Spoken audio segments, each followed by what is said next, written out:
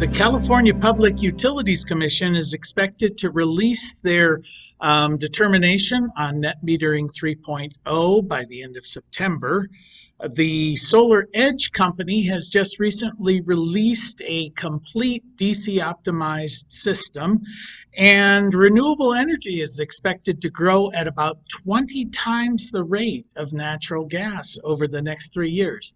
I'm Jay Warmke with Blue Rock Station, and this is the news from the solar industry for the week of August 22nd. Okay, well, let's get to it.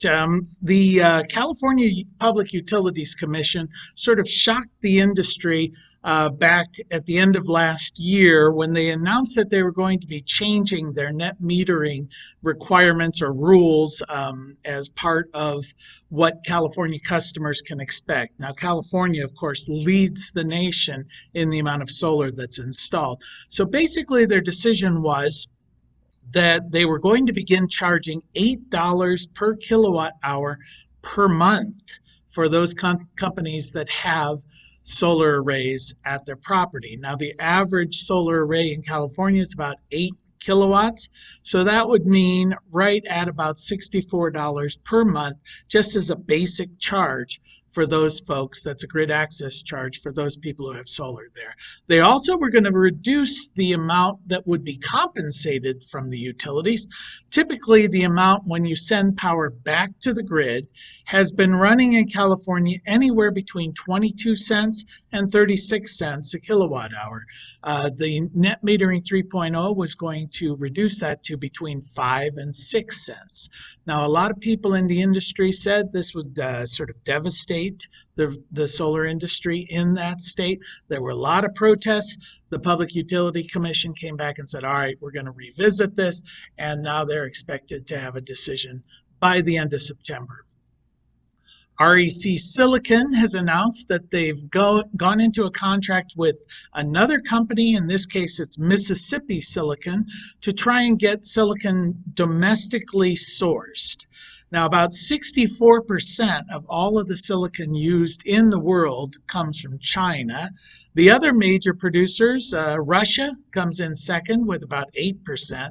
Norway produces about 6% of the world's silicon, followed by the US with about 4%. Now, this is the first new domestic silicon mine that has opened in the United States in about the last 40 years. Mississippi Silicon will be producing for REC Silicon. SolarEdge, one of the leading manufacturers of inverters for residential systems, has announced that they're coming out with a complete system solution for DC coupled systems. Now, basically, a DC coupled system is where you produce, you're connected to the grid, you produce solar, but if the grid goes down, then you can go independent from the grid and rely on your batteries to supply. So it's basically a grid-tied system, but when the grid goes down, it functions as a standalone system. Now, this particular solution from SolarEdge will include the major components of an inverter. It's a fixed voltage string inverter. Power optimizers, these are electronic devices that are attached to each of the panels that produce at the optimal amount of power for each panel. They will also have their own battery that will be part of this system. This is a 9.7 kilowatt hour battery that can produce up to 5,000 watts at a time, and it has essentially an intelligent controller. It's an auto disconnect from the grid when the grid goes down, plus a lot of load management options to handle all of your electronic components individually within the home.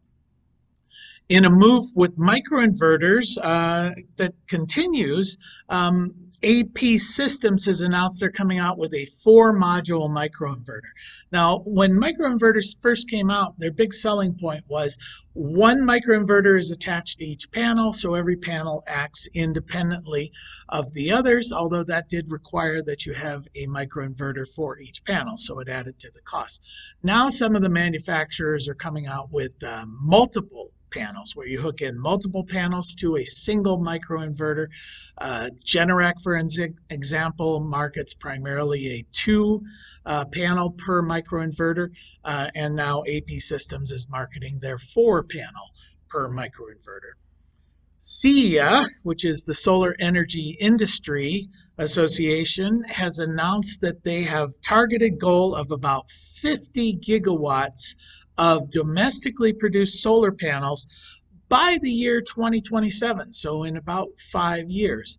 Now, to give you a sense of this, this compares with about 5 gigawatts today, so about 10 times the domestically produced solar panels in 5 years. Now, of course, this is a map for domestic production, but it is helped along by the fact that the Inflation Reduction Act, which just recently passed and provides a lot of incentives for people to go with renewable energy, has a provision in there where you can get an extra 10% and perhaps as much as 20% tax credit if you use U.S. manufactured products when you're installing your system. So that will be a big impetus in getting the domestic supply chain in order, and that's going to happen relatively quickly. Now, FERC, the Federal Energy Regulatory Commission, has just released information where they're projecting that renewable energy will grow at about 20 times the rate of natural gas for electrical production. If put that in context, in the first half of 2022, about 2/3 of all of the electricity generated, or the new capacity for generating electricity in the United States, was fueled by renewable energy. About 1/3 was fueled by natural gas.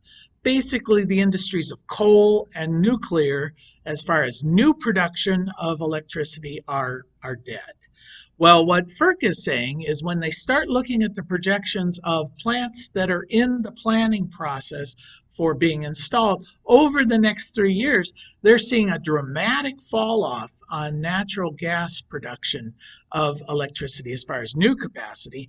In fact, they project that only about the same amount that was installed in the first half of 2022 will be installed over the next 3 years.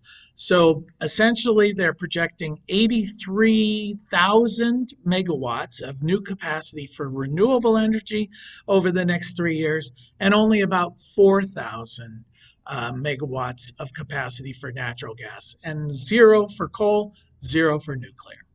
All right, well, that's the news from the solar industry for this week. We'll see you next week.